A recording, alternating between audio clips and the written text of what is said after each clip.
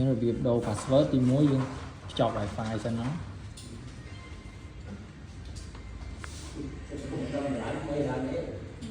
chẳng wifi bảo dân chung hóng là không phải chi chẳng nhập chọn mùi năng các bạn này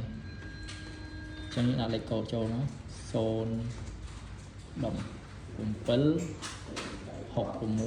muối phí hai cùng muối hay con này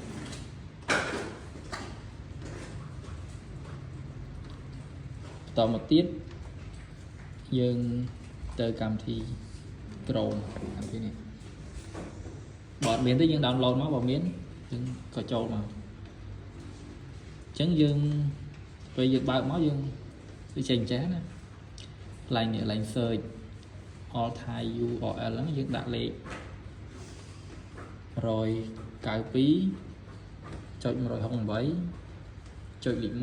muốiต่อมาที่ดินจะสัญญาปรุยđấy vàสัญchia về ông lấy cái đặc biệt gồ việc máy đặc biệt từ chân đo lại ní dương ban username hay là password chân username dương tới vùng pin admin là sao tôi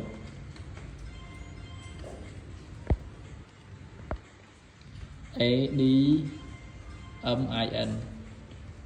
password được này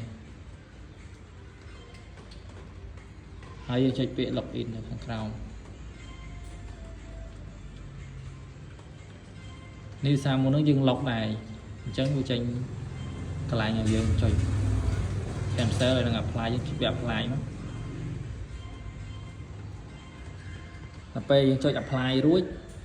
យើងមកដល់ចំណុចត្រង់នេះអញ្ចឹងត្រង់ហ្នឹងគឺមានឈ្មោះ wifi យើងនៅខាងក្រោមនេះឈ្មោះហុងហើយនឹងហុង 5G ហើយមានលេខកូដនេះអាលេខក្របទូចនេះអញ្ចឹងយើង select កន្លែងលេខកូដហ្នឹងមកហើយយើងលុបចុចខ្វែងនេះទៅយើងលុបហើយយើងលុបអាក្រោមនេះដែរមកហើយយើងចង់មើលឃើញចុចកន្លែងរូបភ្នែកយើងលុបហើយយើងបំពេញលេខថ្មី8លេខ9លេខតាមហ្នឹងទៅហើយយើងចុចវា finish វា finish ទៅបើសិនជាវា load OK យើងចុច OK មួយទៀតទៅបានហើយបន្តមកទៀតដល់ពេលយើងចុច OK ហើយ finish ហើយវានឹងបាត់ Wi-Fi នៅលើទូរស័ព្ទយើងនេះណាអញ្ចឹងយើងទៅ setting ដើម្បីធ្វើការភ្ជាប់ម្ដងទៀត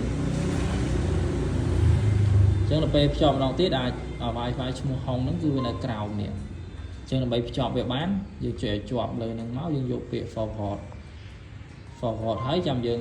ចុចពីលើឈ្មោះហុងហ្នឹងយើងដាក់លេខកូដថ្មីចូលទៅហើយយើង connect ទៅភ្ជាប់បានវិញហើយ